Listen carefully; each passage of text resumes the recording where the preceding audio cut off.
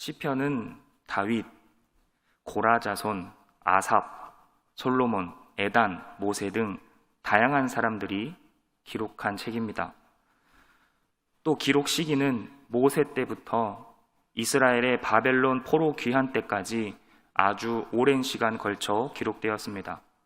하여 시편은 저자가 누구인지, 이 본문의 기록 시기는 언제인지, 또 어떤 상황 속에서 쓴 것인지 그 배경 등을 표제에서 미리 알려주기도 합니다.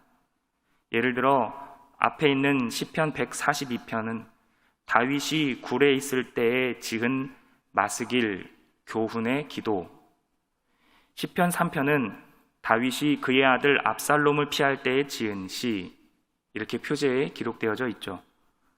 또한 음률 형식으로 되어 있는 시편은 이 표제에 음률의 연주 방식과 사용 악기 등이 언급되는 경우도 있습니다.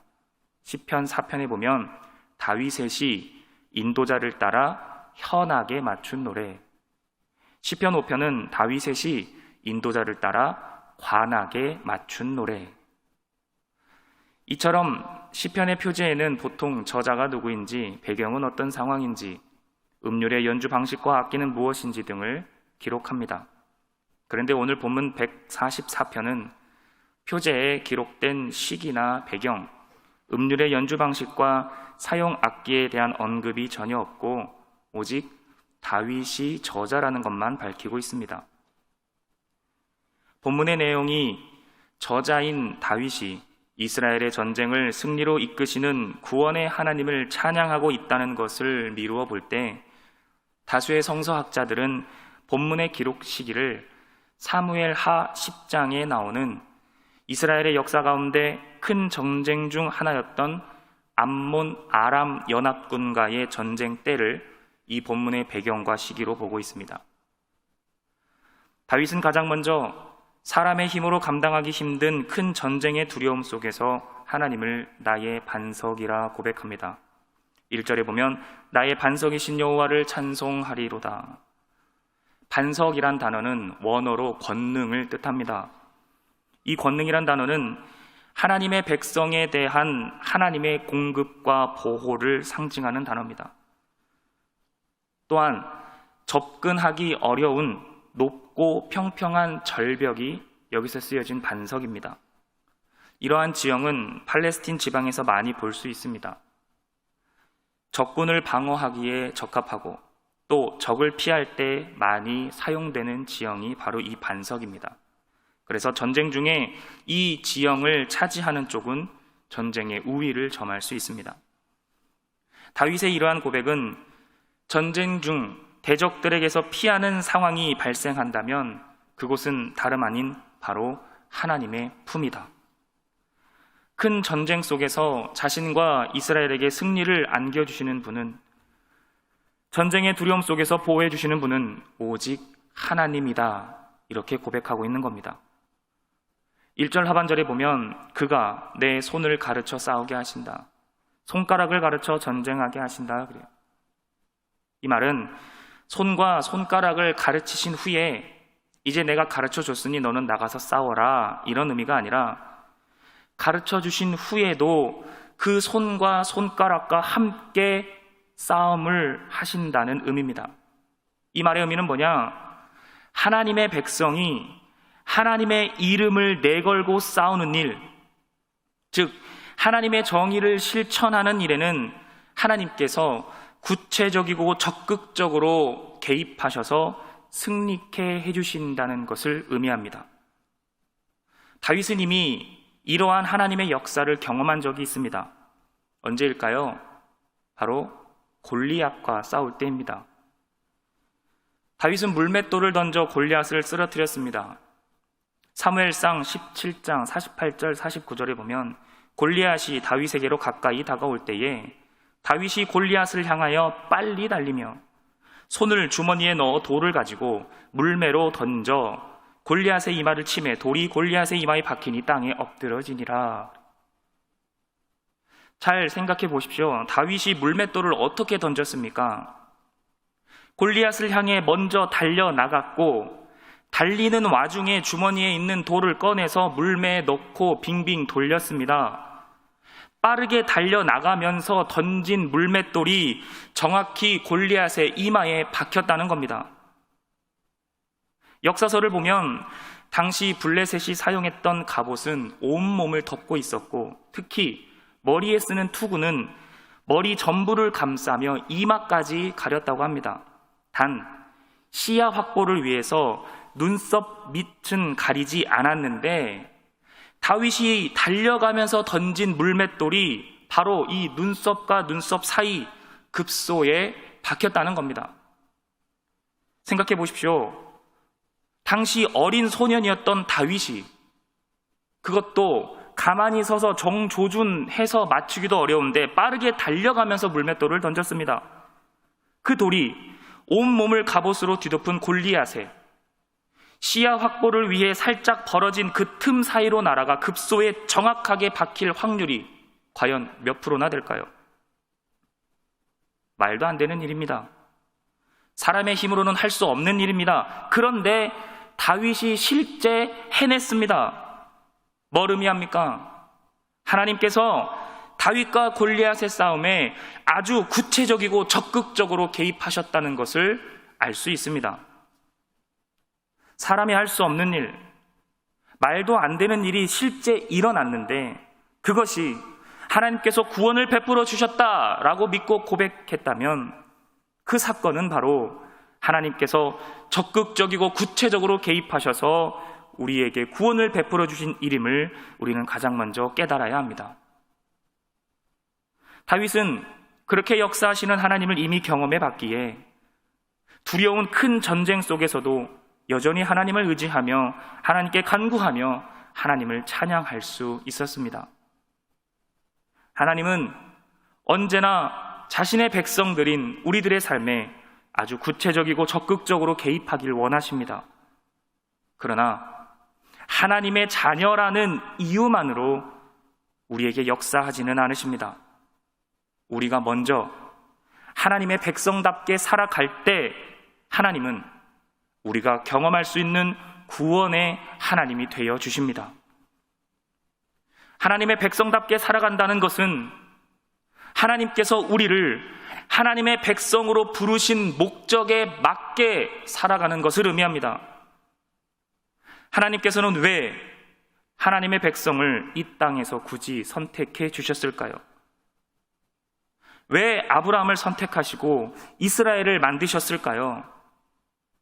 창세기 18장 19절에 보면 내가 아브라함을 선택한 이유는 그와 그 자손들이 하나님의 백성들이 하나님의 도를 지켜 의와 공도를 행하게 하려고 그를 택하였다 기록되어져 있습니다.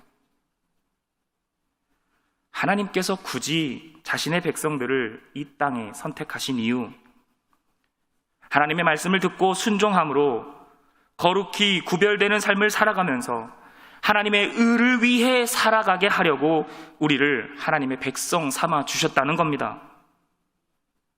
하나님의 축복은 우리가 먼저 우리를 택하신 목적에 맞게 살아갈 때 약속하신 축복이 뒤따라오는 겁니다.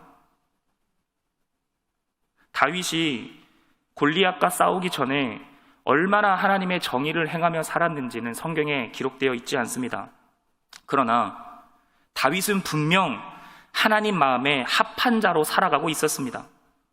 그래서 하나님께서는 사무엘을 통해 사울의 뒤를 이어 다윗에게 기름 부음을 받게 하신 것 아닙니까? 우리도 마찬가지입니다. 말씀을 열심히 묵상하고 기도를 열심히 하는데 하나님이 내 삶에 경험되지 못하고 있습니까? 말씀을 많이 알려고 하지 마시고 말씀대로 살아가려고 노력하십시오. 내가 원하는 것만 이루어 달라고 기도하기보다 하나님의 뜻이 나의 삶을 통해 이루어지길 원한다고 기도하십시오. 우리가 말씀을 알아가고 예배를 드리는 이유는 예배 드리면서 설교에 은혜 받으려는 것이 아니라 말씀을 듣고 그 말씀대로 살아가기 위해서 또 살아계신 하나님의 말씀이니까 내 삶에서 그 말씀을 살아내기 위해서 예배를 드리는 겁니다. 그렇다면 예배를 드린 후에는 내가 하나님의 백성이구나, 하나님이 나를 그렇게 선택해 주셨구나, 이것을 깨닫고 나를 통해 하나님의 정의가 흘러가는 삶을 살아가야 한다는 것, 이것이 바로 하나님의 백성인 저와 여러분들이 살아가야 하는 삶입니다.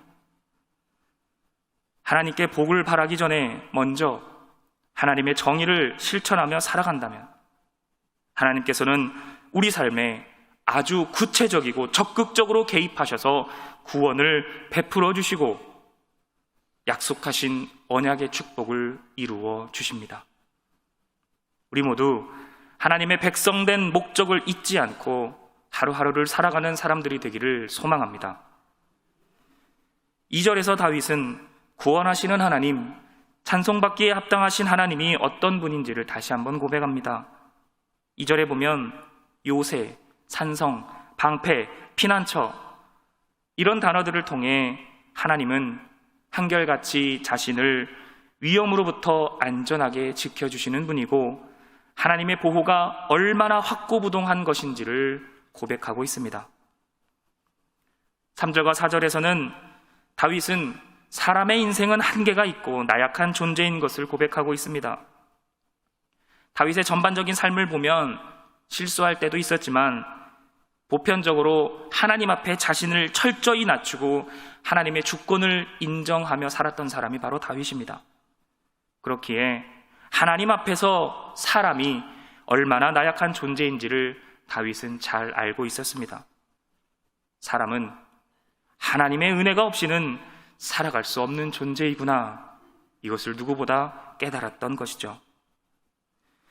6절과 8절에서는 하나님께서 자신과 이스라엘을 위해 구원을 베풀어 주시기를 간구하는 내용입니다. 특히 8절에 보면 그들의 입은 거짓을 말하며 그의 오른손은 거짓의 오른손입니다. 사무엘하 10장의 내용을 배경으로 하고 이 구절을 살펴본다면 아람 암몬 연합군은 아마도 이스라엘에 대해 거짓된 소문들을 의도적으로 주변 국가에 유포하였다는 것을 유추해 볼 수 있습니다.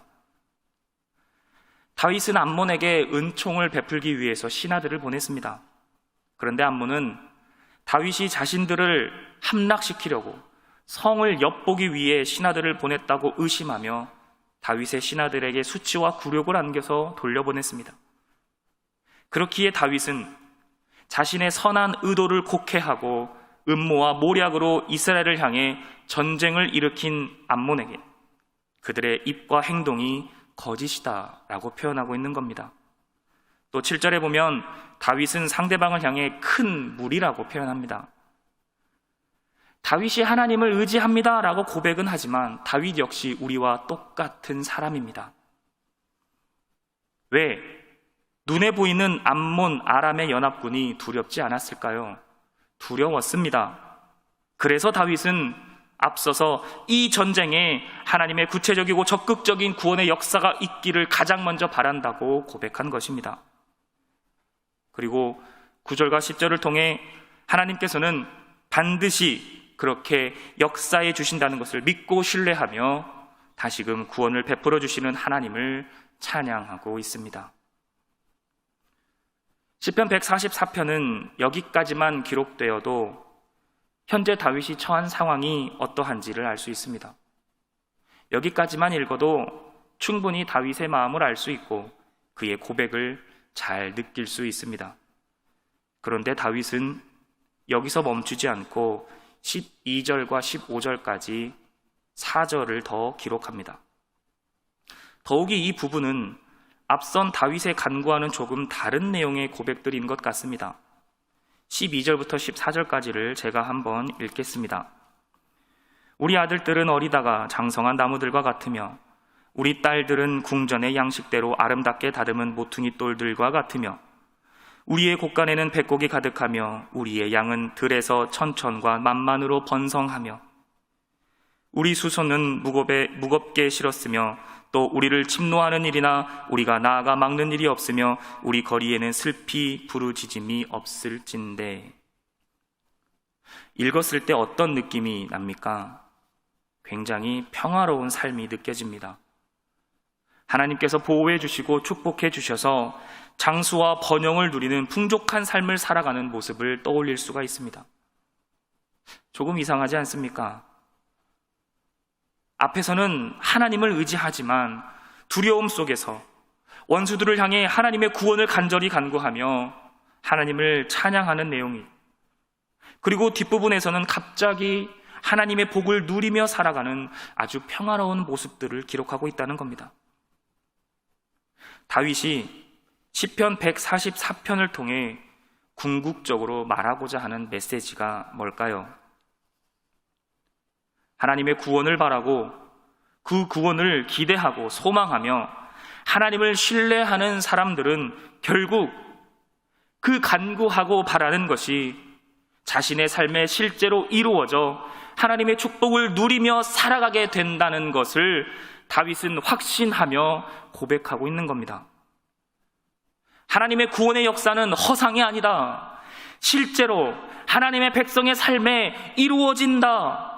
이것을 선포하고 있는 겁니다.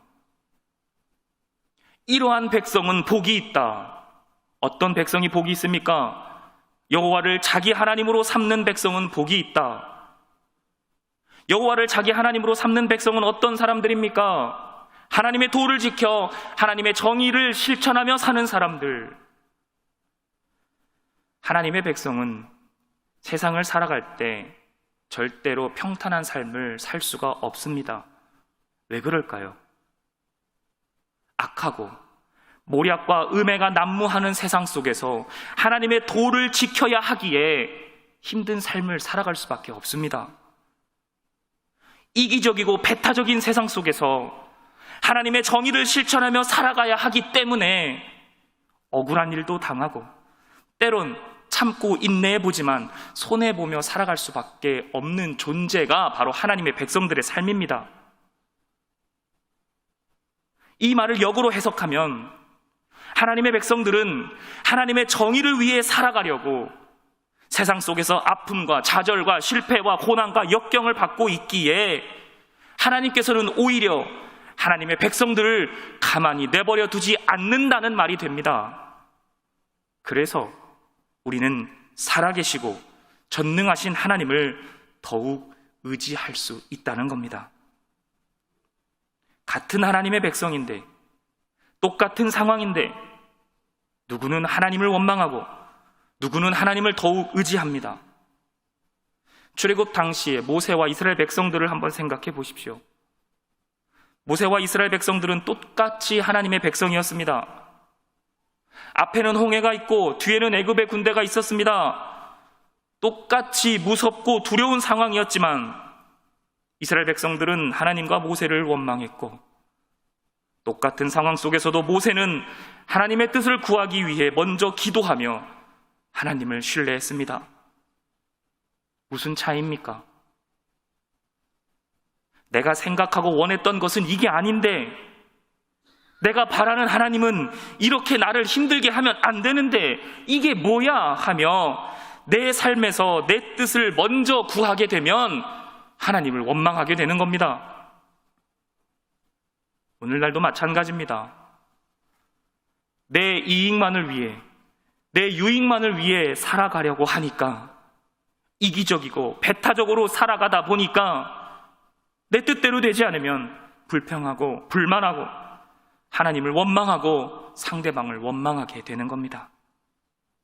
그러나 하나님의 말씀대로 상대방의 유익을 구하고 나보다 남을 먼저 생각하고 차별 없이 모든 일을 사랑하고 품어준다면 우리 안에 하나님의 사랑이 가득 넘쳐 화평을 이루며 살아갈 수 있습니다.